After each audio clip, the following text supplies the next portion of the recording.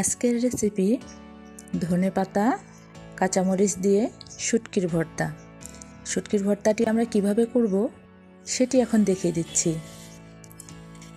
প্রথমে নিয়ে নিয়েছি কুচি করে নেওয়া ধনেপাতা, কাঁচামরিচ 6 থেকে 7টি দিয়েছি শুটকি মাছ। শুটকি মাছগুলো গরম পানি দিয়ে ভালোভাবে ধুয়ে নিতে হবে। দিয়েছি ফালি করে রাখা পেঁয়াজ, রসুন। এখন দিয়ে দিচ্ছি কড়াইয়ে ধনেপাতা, কাঁচামরিচ। কেউ চাইলে কাঁচামরিচগুলো ফালি করেও নিতে পারেন। দিয়ে দিচ্ছি পরিষ্কার করে গরম পানিতে ধুয়ে নেওয়া শুটকি মাছ, ফালি করা পেঁয়াজ, সবশেষে দিয়ে দিব রসুন। দেওয়া হয়ে গেলে এর উপরে আমরা কিছুটা পানি দিয়ে দিব। পানি দেওয়ার কারণ হচ্ছে যাতে সবগুলো উপকরণ ভালোভাবে সিদ্ধ হয়ে যায়। আমরা খুব ভালো করে সিদ্ধ করে নেব যেন কাঁচা না থাকে। আপনারা চাইলে ঢেকেও সিদ্ধ করে নিতে পারেন। ভালোভাবে সিদ্ধ হওয়া পর্যন্ত অপেক্ষা করব। পানিটা যখন কমে আসবে আমরা কিছুটা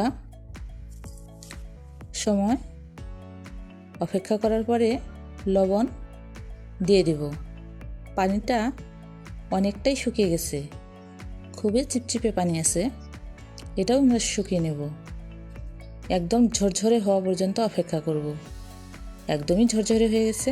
এখন দিয়ে দিচ্ছি সাদা তেল। আমি সাদা তেলটাই বেশি পছন্দ করি, তাই আমি সাদা তেল দিয়েছি। আপনারা চাইলে মাস্টার অয়েলও ব্যবহার করতে পারেন। দুটোর স্বাদই খুব ভালো আসে।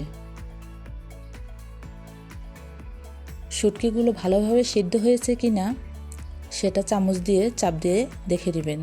দেখেন আমার শুটকিগুলো কতটা ভালোভাবে সিদ্ধ হয়েছে, একদম মিলিয়ে যাচ্ছে। ভালোভাবে সিদ্ধ করে নিয়ে তেল দিয়ে ভালোভাবে ভাজা ভাজা করে নেওয়ার পর আমরা সবগুলো উপকরণ শিলে নোড়াতে বেটে নিব। ভালোভাবে একদম ভাজা ভাজা হয়ে গেছে। শিল নোড়াতে নিয়ে নিয়েছি। এখন এটা খুব মসৃণ করে বেটে নিব। ভালোভাবে বাটা হওয়া পর্যন্ত অপেক্ষা করব।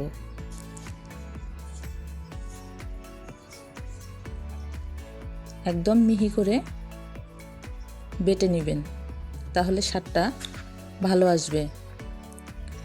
এটা খেতে এতটাই সুস্বাদু হয় যে আপনি একবার বানিয়ে খেলে অবশ্যই আরেকবার খাওয়ার জন্য অপেক্ষা করবেন যে কবে খাবো।